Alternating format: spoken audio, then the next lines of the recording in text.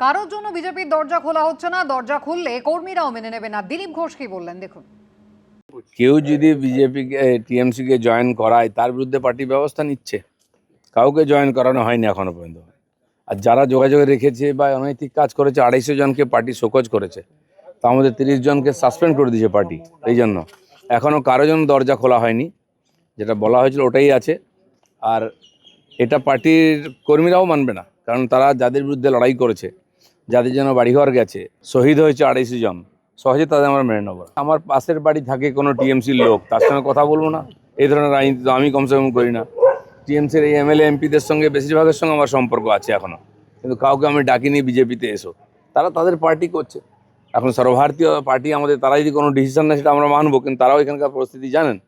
তো সেই জন্য পার্টি ঢুকে যাবে, বিজেপি ডুবে যাবে এরকম নয়। সারা ভারতবর্ষে বিজেপি এভাবে জিতেছে, এগোচ্ছে এবং সুশাসন দিচ্ছে।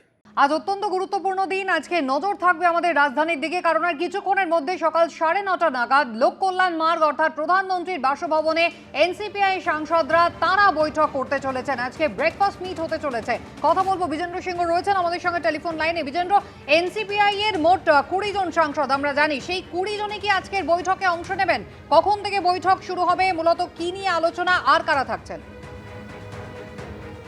পুষ্পিতা, আজকে যে 9:30টার সময় প্রধানমন্ত্রীর বাসভবন লোক কল্যাণ মার্গে এনসিপিআই সাংসদদের নিয়ে ব্রেকফাস্ট মিটিং রয়েছে। গতকাল সব এনসিপিআই সাংসদদেরকে প্রধানমন্ত্রীর দপ্তর থেকে ফোন করা হয়েছিল এবং তাদেরকে বলা হয়েছিল 9টার আগে আজকে তারা লোক কল্যাণ মার্গে পৌঁছে যাবেন। তারপর 9:30 থেকে ব্রেকফাস্ট মিটিং স্টার্ট হবে। প্রায় 1 ঘন্টা অ্যালট রয়েছে। 1 ঘন্টা হয়তো মিটিং চলবে, যেখানে গত পরশু আমরা দেখেছিলাম এই ধরনের একটা মিটিং হয়েছিল, যেখানে রাজ্যসভার যে নতুন ইলেক্টেড এমপিরা রয়েছে তাদের সঙ্গে প্রধানমন্ত্রী মিটিং ছিল ব্রেকফাস্ট।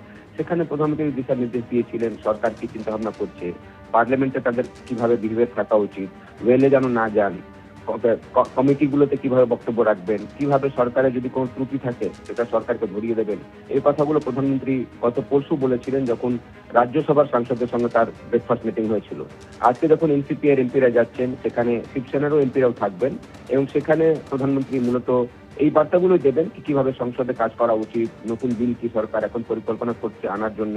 বাদল অধিবেশন 13 তারিখ অব্দি রয়েছে, তার আগে সরকার কিছু গুরুত্বপূর্ণ বিল আনতে চলেছে, সেখানে কি ভূমিকা থাকবে, তাদের স্ট্যান্ডিং কমিটিগুলোতে তারা কিভাবে যাচ্ছেন, কোনো সমস্যা তাদের হচ্ছে কিনা, সেসব কথাগুলো প্রধানমন্ত্রী তাদের শুনবেন। এবং যখন সেশন চলে তখন প্রধানমন্ত্রী এর আগেও এক একটা গ্রুপে এক সাংসদের সঙ্গে মিটিং করেন। যতদূর এনসিপি এর প্রশ্ন রয়েছে, এনসিপিআই আমরা দেখেছিলাম যখন মুখ্যমন্ত্রী লাঞ্চ মিটিং করেছিলেন বঙ্গভবনে এসে দিল্লিতে, তখন 20 জনের মধ্যে 19 জন উপস্থিত ছিলেন, শুধুমাত্র দেব বাইরে রয়েছেন, তিনি উপস্থিত ছিলেন না। আজকে একই চিত্র দেখতে আমরা যাব, যখন প্রধানমন্ত্রীর বাড়িতে তারা ব্রেকফাস্ট করবেন, সেখানে 20 জনের মধ্যে 19 জনই থাকবেন, শুধুমাত্র দেব এখন নেই দিল্লিতে, তিনি উপস্থিত থাকতে পারবেন না। 3 জন মুর্শিদাবাদের সাংসদ তারা আগে ডিক্লেয়ার করেছিলেন যে তারা এনডিএতে নন, তারা বিজেপির কোনো মিটিং এ যাবেন না, বিজেপির পাশে তারা বসবেন না। তারাও কিন্তু আজকে এই মিটিং এ যোগ দিচ্ছেন। আবু তাহের, ইউসুফ পাঠান এবং খলিলুর রহমান, তারাও এই মিটিং এ যাচ্ছেন। তারা এই মিটিংটাকেও এইভাবে দেখছেন যেভাবে তারা মুখ্যমন্ত্রীর সঙ্গে মিটিং করেছিলেন। আবু তাহেরের সঙ্গে আমার কথা হলো, তিনি জানাচ্ছেন কি এটা প্রশাসনিক বৈঠক, তাদের এলাকার কিছু ইস্যুস গুলো রয়েছে সেটা তারা প্রধানমন্ত্রীকে বলবেন, যেটা গতকাল স্বরাষ্ট্রমন্ত্রীকে বলেছিলেন, সেটা আজকে প্রধানমন্ত্রীকে জানাবেন। একটা রেল লাইন তারা এলাকায় চাইছেন, সেটা নিয়ে প্রধানমন্ত্রীকে আজকে জানাবেন। এই জন্য তারা আজকে এই মিটিং এ যাচ্ছেন। তবে আজকেই তাদের মুখ্যমন্ত্রীর সঙ্গে মিটিং রয়েছে। তারা জানিয়েছেন যে মিটিং করার পর তারা কলকাতা চলে যাবেন এবং 3টের পর মুখ্যমন্ত্রী শুভেন্দু অধিকারীর সঙ্গে তারা দেখা করবেন নবান্নে গিয়ে, এটাও তাদের তরফ থেকে জানানো হয়েছে। এখন 9:30 থেকে মিটিং স্টার্ট হবে, দেখতে হবে আর কোন কোন ইস্যু রেজ করা হচ্ছে। তবে সুদীপ বন্দ্যোপাধ্যায়ের নেতৃত্বে এই 19 জন সাংসদ লোক কল্যাণ মার্গ 8:30টার পর পৌঁছে যাবেন। মিটিং স্টার্ট হবে 9:30 থেকে, প্রায় 1 ঘন্টা ইয়ার মার্ক করা হয়েছে মিটিং এর জন্য, এবং তারপর তারা সংসদ ভবনে আসবেন আজকে। বিজেন্দ্র, ধন্যবাদ।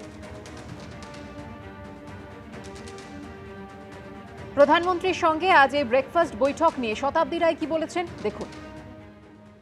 আমাদের এমপিদের বলেছে এটুকু জানি, প্রাইম মিনিস্টার অফিস থেকে ফোন এসেছিল, তখন এটাই বলেছিল যে এনডিএ এমপিদের সঙ্গে মিটিং, সুতরাং সেটাই হবে, এটুকুই জানি। সকাল 9:30টায় এনসিপিআই এর 19 জন সাংসদ প্রধানমন্ত্রীর বাসভবনে তারা বৈঠক করবেন। তার আগে কালীঘাটপন্থী তৃণমূল সাংসদ সৌগত রায় তিনি বলছেন ওরা আগে ঠিক করুক ওরা কোন দিকে আছে, বিজেপিতে কি চলে গিয়েছে, দু নৌকোয় পা দিয়ে এভাবে চলতে পারে না। দেখুন, ওরা স্বীকার করুন না যে ওরা বিজেপিতেই চলে যাবে। রেবেলের যারা রেবেল তারা ঠিক করুন তারা কোন পথে যাবে। আমি তো আগেও বলেছি এদের দু নৌকায় পা পা দিয়ে চলা চলবে না। এখন তো ওরা চলে যাবে মনে হচ্ছে, তাই মুখ্যমন্ত্রী প্রধানমন্ত্রী সবাই ওদের বোঝাচ্ছে। তার কারণ প্রধানমন্ত্রী ওর 362 নাম্বার দরকার। আপনি গাছেরও খাবেন তলারও করবেন, তা তো হয় না। আপনি এনসিপিআইতে থাকবেন, এনডিএতে থাকবেন না, বিজেপির কমিউনাল এজেন্ডা সাপোর্ট করবেন না, এ তো হয় না। গত মঙ্গলবার এনডিএর বৈঠকই বলুন কিংবা তারপর মুখ্যমন্ত্রীর সঙ্গে বৈঠক, কোনোটিতেই ছিলেন না অভিনেতা সাংসদ দেব। আজকের বৈঠকে কি থাকবেন তিনি? উত্তর নিয়ে ধোঁয়াশা বজায় রেখেছেন তিনিও। এনসিপিআই সাংসদদের সঙ্গে আপনি এনডিএর বৈঠকে ছিলেন না, আপনিও কি এনডিএর থেকে দূরত্ব রাখছেন? আপনি কি এনডিএর সঙ্গে থাকবেন না, শুধু এনসিপিআইতে? Thank you. এবিপি আনন্দ, এগিয়ে থাকে, এগিয়ে রাখে।